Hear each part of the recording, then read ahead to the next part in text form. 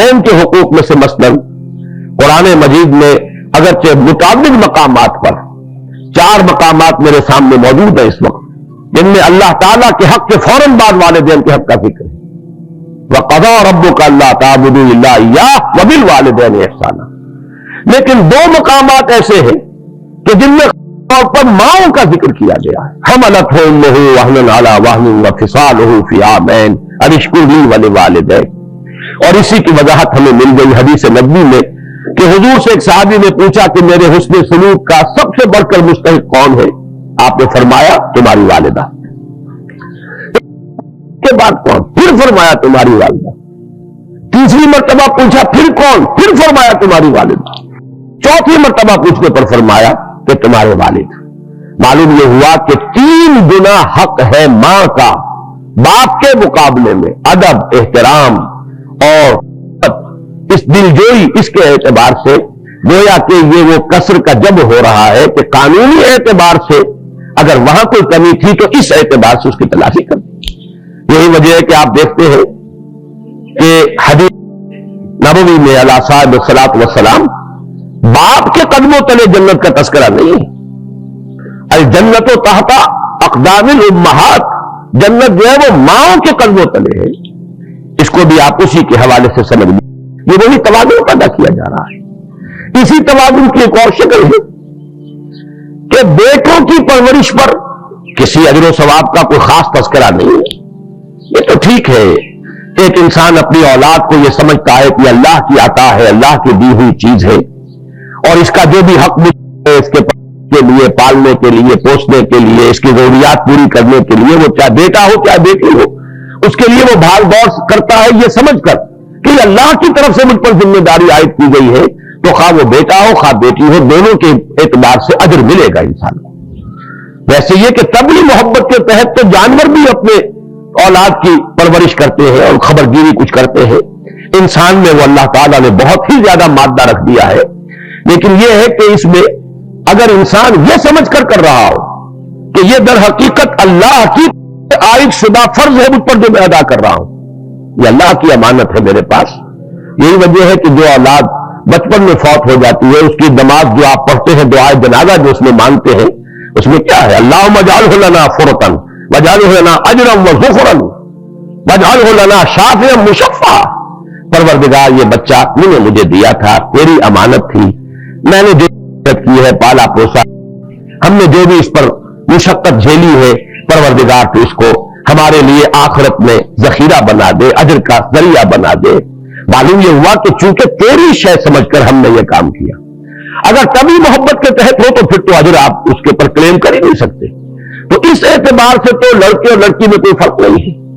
لیکن یہ کہ آگے چل کر ساری احادیث کے اندر لڑکیوں کے پالنے پوسنے کے بارے میں ہے کہیں کہ جس نے 2 بچیوں کو بھی بڑی دلی محبت پالا پوسا، پروان چڑھایا، تعدیب اور تعلیم دی، اور وہ ان کو وہ جوان ہوئی، دونوں اس کے لیے اوٹ بن جائیں گی قیامت کے دن کہ جہنم میں نہیں جانے دیں گی. ستر من النار، اوٹ اور پردہ بن جائیں گی جہنم سے.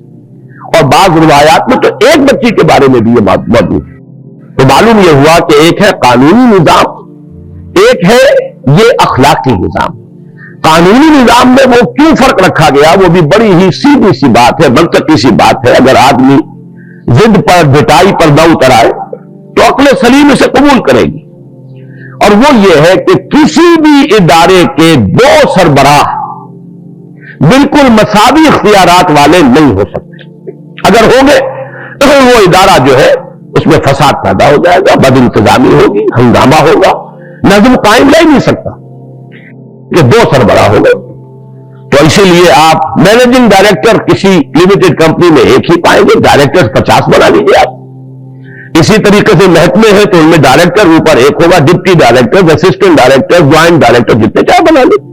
لیکن یہ پر جا کر اگر ایک سربراہ، ایک کی مرضی، ایک کی ثوابدید، ایک کی جو بھی ترجیحات ہے، اگر وہ بروئے کار نہیں آتی تو نتیجہ یہ نکلے گا کہ فساد نما ہو جائے گا، نظم قائم نہیں رہ سکتا. بلکہ اس دلیل کو اللہ تعالیٰ نے توحید کے لیے، اپنی توحید کے لیے اس دلیل کو استعمال فرمایا ہے کہ اگر اس کائنات میں ایک سے زیادہ خدا ہوتے لفسدتا، تو ان دونوں میں فساد پیدا ہو جاتا، ہنگامہ ہوتا، یہ نظم قائم ہی نہ رہتا. اس لیے کہ ایک کی مرضی کچھ اور ہے، دوسری کی مرضی کچھ اور ہے، ایک کی رائے کچھ اور ہے، دوسری کی رائے کچھ اور ہے. تو یہ نظم، یہ جو توازن، یہ جو آپ دیکھتے ہیں کہ بال برابر فرق واقع نہیں ہو رہا، جس قرے کے لیے جو بھی مدار طے کر دیا ہے وہ اسی کے اندر تیر رہا ہے، یہ کیسے ہوتا؟ اگر ایک سے زائد ارادے اور ایک سے زیادہ بااختیار شخصیتوں کا عمل دخل یہاں پر ہوتا، یہ توحید کی دلیل.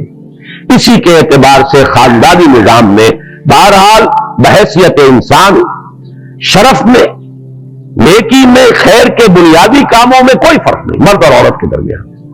لیکن جہاں تبدل کا نظام بنے گا وہاں یقیناً وہ برابر نہیں ہے. اس کی میں مثال ایک اور بھی دے دوں، اس سے بھی بات جو ہے بڑی آسانی سے سمجھ میں آ جاتی ہے کہ دیکھیے دونوں مرد، یہاں تو عورت اور مرد کا مسئلہ ہو رہا ہے، مرد ہیں دونوں، ایک افسر ہے ایک چپراسی ہے. مرد ہونے کے اعتبار سے دونوں برابر، انسان ہونے کے اعتبار سے دونوں برابر، ملک کے شہری ہونے کے اعتبار سے دونوں برابر. افسر کا بھی ایک ہی ووٹ ہوگا اور چپراسی کا بھی ایک ہی ووٹ ہوگا. شہری ہونے کے اعتبار سے یہ نہیں کہ افسر کے 10 ووٹ ہوں گے اور چپراسی کا 1 ووٹ ہوگا، ہر اعتبار سے برابر. لیکن جہاں تک اس دفتر کے نظم کا تعلق ہے یہ برابر نہیں. اگر وہ چپراسی کہے کہ مجھے بھی وہی اختیارات ملنے چاہیے جو اس افسر کو ملے ہوئے ہیں، تو حق ہے وہ سمجھ لے گا کہ وہ تو پھر نظام چل ہی نہیں سکتا، ناممکن ہے. یہ تو وہ لوگ بھی نہیں کر سکے کہ جنہوں نے مساوات ہی کے نام پر نوع انسانی کی جو مجموعی عمر ہے اس کے کم سے کم 70 برس ضائع کر دیے. روس میں انقلاب آیا تھا 1917 میں، اور اب وہ وہاں سے پسپائی اختیار کر رہے ہیں، مان رہے ہیں اپنی غلطیوں کو اور توبہ کر رہے ہیں اور رجوع کر رہے ہیں. تو سب سے بڑھ کر تو مساوات کا نعرہ انہوں نے لگایا. تاریخ انسانی میں اس سے زیادہ بڑے پیمانے پر مساوات کا نعرہ نہیں لگا. لیکن آپ کو معلوم ہے کہ ان کے ہاں بھی یہ تو نہیں ہو سکتا تھا کہ ایک جرنیل اور ایک سپاہی برابر ہو جائے اختیارات میں، تنخواہوں میں بھی برابر نہیں تھے.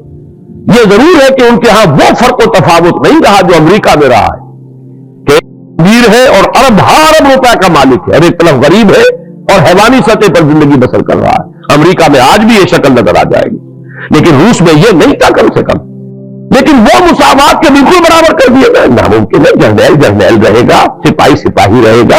جرنیل کے ساتھ اپنی جگہ ہوں گے، سپاہی اپنی جگہ ہوں گے، اس کے اپنے حقوق ہوں گے. پھر یہ کہ تنخواہوں میں بھی فرق و تفاوت ہوگا.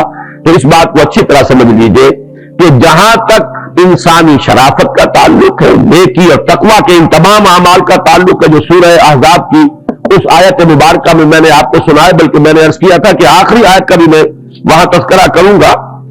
اس سورہ مبارکہ کا جو ایک خاص مزاج ہے، اس میں یہ مردوں اور عورتوں کا ذکر ساتھ ساتھ جو آیا ہے بار بار، وہی آپ کو اس کی آخری آیت میں بھی ملے گا. لِيُعَذِّبَ اللَّهُ الْمُنَافِقِينَ وَالْمُنَافِقَاتِ وَالْمُشْرِكِينَ وَالْمُشْرِكَاتِ وَيَتُوبُ اللَّهُ عَلَى الْمُؤْمِنِينَ وَالْمُؤْمِنَاتِ وَكَانَ اللَّهُ غَفُورًا رَحِيمًا، تاکہ اللہ تعالی عذاب دے منافق مردوں کو بھی، منافق عورتوں کو بھی، مشرک مردوں کو بھی، مشرک عورتوں کو بھی، اور تاکہ اللہ تعالیٰ توبہ قبول فرمائے اپنے مومن بندوں کی بھی اور اپنی مومن بندیوں کی بھی. تو معلوم یہ ہوا کہ یہ جو 2 صورتیں ہیں یہ نوٹ کر لیجیے، سورہ نور اور سورہ احزاب، یہ معاشرتی نظام سے متعلق قرآن مجید میں جامع ترین صورتیں ہیں. انہی میں احکام سطر اور حجاب کے، اس اعتبار سے ان کا ایک خصوصی مقام ہے. اور یہی وجہ ہے کہ آپ یہاں دیکھ رہے ہیں کہ اس طریقے سے تکرار کے ساتھ 10 اوصاف پہلے بیان کیے گئے اور اختتام پر بھی علیحدہ علیحدہ، مومنین، مومنات، منافقین، منافقات، مشرکین، مشرکات. دوسری بات جو میں نے عرض کی کہ جہاں تک نظام کا اور تمدن کا تعلق ہے اس میں یہ برابر نہیں. ہمیں یہ بات کھل کر کہنی ہے، ہمیں کوئی اس میں حجاب نہیں ہونا چاہیے، اس لیے کہ یہ ہمارے دین کی تعلیمات ہے. ہمیں ان سے جو بھی بات سامنے آتی ہے اسے قبول کرنا چاہیے اور دھڑلے کے ساتھ اس کا اعلان کرنا چاہیے، چاہے دنیا ہمیں دقیانوسی کرے. اس اعتبار سے ضرورت ہے کہ ایک اعتماد پیدا ہو ہمارا اس کتاب پر اور محمد الرسول اللہ صلی اللہ علیہ وسلم پر. مجھے ایک واقعہ یاد آیا کہ بعض صحابہ نے حضور کے سامنے مسئلہ رکھا کہ یہ یہودی جو ہے ہمیں چھیڑتے ہیں، چڑھاتے ہیں کہ تمہارے نبی تمہیں بڑی چھوٹی چھوٹی باتوں کی تعلیم دیتے. حضور صلی اللہ علیہ وسلم نے فرمایا تم ان سے کہو کہ ہاں وہ ہمیں کرنا بھی سکھاتے ہیں، اس لیے کہ یہ بھی انسانی زندگی کا ایک حصہ ہے. طہارت نہ ہو تو پوری زندگی کے اندر ایک خباثت پیدا ہو جائے گی. تو ہمیں طہارت کے اصول بھی بتاتے ہیں, استنجا کرنا بھی سکھاتے. تو یہ اعتماد ہونا چاہیے کہ بجائے اس کے کہ لوگ جو ہے وہ آپ کے اوپر حاوی ہو جائیں کچھ نعرے لگا کر, آپ کو چاہیے کہ جو اپنی بات ہے, جو کتاب و سنت کی تعلیمات ہے, اس پر دھڑلے کے ساتھ پورے اعتماد کے ساتھ قائم رہے اور پوری جرأت کے ساتھ اس کا اعلان کرے. اب میں آتا ہوں تیسری بات کی طرف. دینی معاملات میں ایک تو مسئلہ وہ ہے, نماز ہے, روزہ ہے, حج ہے, عمرہ ہے, صدقہ ہے, یہ تمام جو چیزیں ذکر ہے, یہ تمام چیزیں جو ہیں جن کا ذکر سورہ احزاب کی آیت میں آیا. ایک اس سے اوپر کا مرحلہ ہے دین کی تبلیغ, دین کی دعوت, اور دعوت اور تبلیغ سے بھی اونچا ایک مرحلہ ہے دین کی اقامت, دین کو غالب کرنا, دین کو قائم کرنا, دین کے نظام کا بول بالا کرنا. اس میں عورتوں کا کتنا حصہ ہے؟ آیا اس میں بھی وہ برابر کی شریک ہوگی؟ آیا اس میں بھی ان کا معاملہ وہی ہے کہ جو مردوں کا ہے, یا یہ کہ اس میں فرق و تفاوت رہے؟ اس کو میں چاہتا ہوں کیونکہ مجھ سے کہا گیا تھا کہ بعض خواتین اس مسئلے میں خاصی پریشان ہیں, اس لیے کہ ضرورت تو واقعتاً محسوس ہوتی ہے کہ مغربی ذہن رکھنے والی اور مغربی تہذیب کی دلدادہ خواتین تو سڑکوں پر بھی آتی ہیں, نعرے لگاتی ہیں, جلوس نکالتی ہیں, اسلام کے خلاف, قرآن مجید کے صریح احکام کے خلاف. اب اگر ان کا مقابلہ مسلمان عورت تو معلوم یہ ہوتا ہے کہ بازی ہار جائیں گے, ہم اس میدان میں آنا پڑے گا. ایک ضرورت کا احساس ہے, لیکن یہ کہ اس کے ساتھ ہی اسلام کی جو تعلیمات بنیادی سطر ہے, حجاب ہے, گھروں میں رکے رہنا ہے, وقرن فی بیوتکن, پھر اسلام نے عورت پر جو اصل ذمہ داری ڈالی ہے اولاد کی پرورش ہے, اس کی تربیت ہے, شوہر کی خدمت ہے, شوہر کے لیے گھریلو ماحول کو بہت پرسکون بنانا ہے تاکہ اسے سکون حاصل ہو. لتسکنوا الیہا, یہ بھی قرآن مجید کے الفاظ ہیں. یہ اس کی ہے کہ جو پرائمری رسپانسبلٹیز ہے, بنیادی ذمہ داریاں ہیں. اب ان دونوں کے اندر یقیناً ایک تصادم آ جاتا ہے کہ یہ متضاد ہے, یہ دو تقاضے, ان کو کس حد تک پورا کیا جائے. اس میں جہاں تک میرا مطالعہ ہے, نوٹ کر لیجئے, جب تک ستر اور حجاب کے احکام نازل نہیں ہوئے تھے, یہ تو آپ کو معلوم ہے شریعت پوری ایک دم تو نہیں آئی تھی, بلکہ یہ کہ رفتہ رفتہ تدریجاً, اور شریعت کے احکام اکثر و بیشتر آئے ہیں ہجرت کے بعد. اس سے پہلے نہ پردے کے احکام تھے, نہ ستر کے احکام تھے, نہ اور کوئی دوسری شریعت کے اندر جو چیزیں حرام کی گئی. ابھی شراب بھی حرام نہیں تھی, جوا بھی حرام نہیں تھا, سود بھی حرام, کوئی شے حرام نہیں تھی. ابھی تو بنیادی بات توحید, رسالت پر ایمان, آخرت پر ایمان, اخلاق حسنہ, تزکیہ نفس, سارا غور اس پر ہو رہا تھا. اس وقت تک تو ہمیں یہ نظر آتا ہے کہ صحابیات بھی بالکل دوش بدوش تھی, شانہ بشانہ تھی. ہر میدان میں انہوں نے وہ تمام مقامات بلند حاصل کیے ہیں کہ جو صحابہ نے, مردوں نے حاصل کی. یہی وجہ ہے کہ سورہ عمران کی اس آیت میں, جس کا میں نے ابھی حوالہ دیا تھا, انی لا اضیع عمل عامل منکم من ذکر او انثى بعضکم من بعض فالذین هاجروا واخرجوا من دیارهم واوذوا فی سبیلی وقاتلوا وقتلوا لأکفرن عنهم سیئاتهم ولأدخلنهم جنات تجری من تحتها الانہار. تو جن لوگوں نے اللہ کی راہ میں ہجرت کی, جنہیں اللہ کی راہ میں ایذائیں پہنچائی گئی, جنہوں نے اپنے گھروں کو چھوڑ دیا, اپنے گھر نکالے گئے, جنہوں نے اللہ کی راہ میں قتال کیا, اب یہ جو سارے معاملات ہیں اس میں تو قاتلوا وقتلوا, اور قتل ہوئے. تو معلوم یہ ہوا کہ ان تمام چیزوں میں ہمیں نظر آتا ہے کہ خواتین بھی شریک ہیں. جیسے مالی انفاق میں جو خصوصی مقام حضرت ابوبکر صدیق کا ہے رضی اللہ تعالیٰ عنہ, مال خرچ کرنا دین کے لیے, میں سمجھتا ہوں کہ اتنا ہی مقام حضرت خدیجہ الکبریٰ کا بھی ہے رضی اللہ تعالیٰ عنہ. کوئی فرق و تفاوت آپ کو نہیں ملے گا. اسی طریقے سے حضور کی دلجوئی میں, حضور کی نصرت میں جیسے تمام صحابہ جو ہے وہ ساتھ ہے, اسی طریقے سے جو خواتین آپ کے ساتھ ایمان لائی ہے وہ بھی اس میں شریک ہے. چنانچہ پہلی شہادت ایک انسانی جوڑے کی ہوئی ہے, ایک مرد اور ایک بیوی اس کی. حضرت یاسر رضی اللہ تعالیٰ عنہ, حضرت سمیہ رضی اللہ تعالیٰ عنہ, دونوں میاں بیوی اللہ کی راہ میں شہید ہوئے. صبر اور مصابرت کا پورا ثبوت دیا، ڈٹ گئے، نہ اس مرد نے گردن جھکائی اور کلمہ کفر زبان سے نکالنے پر آمادہ ہوئے حضرت یاسر، نہ وہ خاتون جو ہے انہوں نے کمزوری دکھائی، وہی عظیمت وہ انہوں نے بھی اس سے دکھائی۔ اسی طریقے سے ہجرت، اگر حضرت عثمان ہجرت کر کے تشریف لے جا رہے ہیں حبشہ رضی اللہ تعالیٰ عنہ، تو آپ کو معلوم ہے کہ حضرت رقیہ رضی اللہ تعالیٰ عنہ حضور کی صاحبزادی وہ بھی ساتھ ہجرت کر گئی۔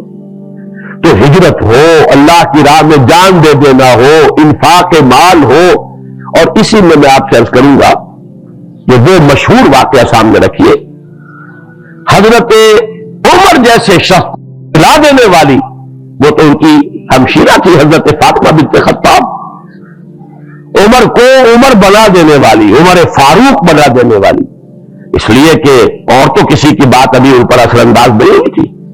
اصل میں جو عظیمت انہوں نے دیکھی اپنی ہمشیرہ میں کہ حضرت فاطمہ بنت خطاب نے، جبکہ حضرت عمر انہیں مار رہے تھے، زد و کوب کر رہے تھے، شوہر کو بھی مارا ہے حضرت سعید بن زید رضی اللہ تعالیٰ عنہ، اور جب وہ آگے بڑھی ہے بچانے کے لیے تو ان کو مارا ہے، لہو لہان کر دیا ہے۔ لیکن جب حضرت فاطمہ بنت خطاب زوجہ سعید بن زید رضی اللہ تعالیٰ عنہما، جب ان کے زبان سے یہ الفاظ کہ اے عمر چاہے تم ہمیں ہلاک کر دو لیکن ہم اب اس دین کو چھوڑنے والے نہیں، ہجرت کر رہے ہیں حضرت عمر۔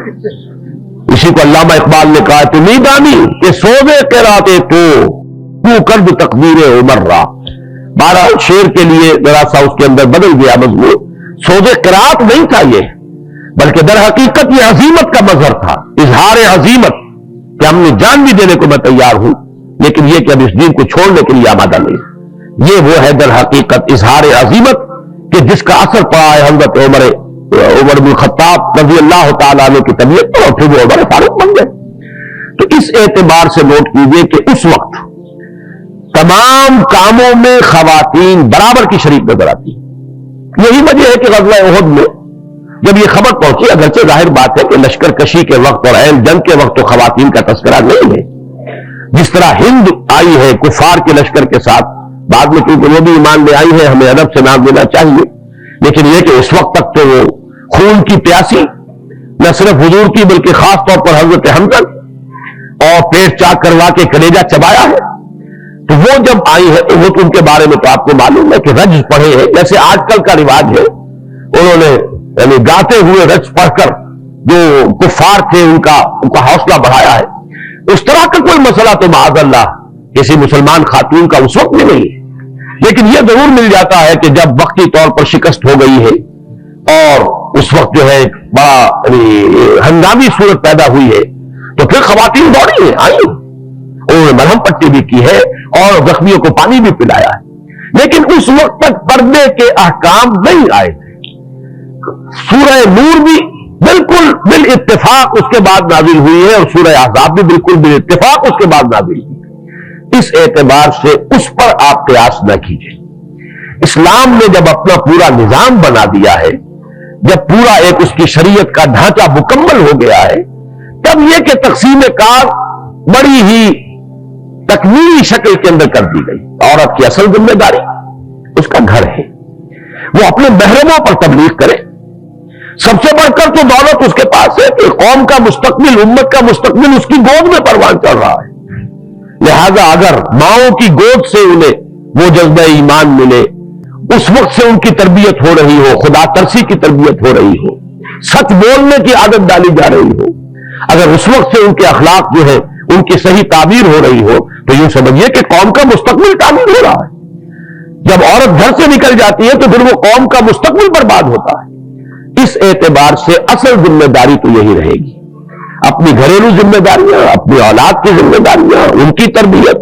لیکن یہ کہ جیسا کہ میں نے عرض کیا، بھائیوں میں بھی تو کوئی ہو سکتا ہے جو جس طریقے سے عمر فاروق آخر ایک فرد تھے لیکن ایک فرد لاکھوں کے برابر تھا، اگر وہ ایک خاتون کی تبلیغ کے ذریعے سے اگر اس کی قسمت بدل گئی، دیگر بھی کر دو تقدیر ابر رہا، تو کوئی خاتون اپنے بھائی ہو، بھتیجو، بھانجو، جو بھی ان کے قریب کے عزیز ہے، جن سے کوئی پردے کا معاملہ نہیں ہے، کوئی حجاب کا مسئلہ نہیں ہے، ان میں تبلیغ کرے۔ پھر خواتین ہماری آبادی کا نصف ہے، لیکن خواتین کے ضمن میں بھی بہت زیادہ ایکٹیویٹی نہیں ہو سکتی ہماری خواتین کی، اس لیے کہ بہت وقت لگائیں گے، ظاہر بات ہے ذمہ داریاں جو ہے اس کو نقصان۔ البتہ یہ ضرور ہے کہ خاص عمر کے بعد عورت کو فراغت ملتی ہے، چھوٹے کا جو بھی اس وقت بوجھ ہوتا ہے وہ ختم ہو جائے، اس کے بعد اگر کوئی خاتون جو ہے وقت نکالتی ہے، اور تو اس میں کوئی چیز حرام نہیں ہے، کوئی چیز ایسی نہیں ہے کہ مطلق کر دیا گیا ہو،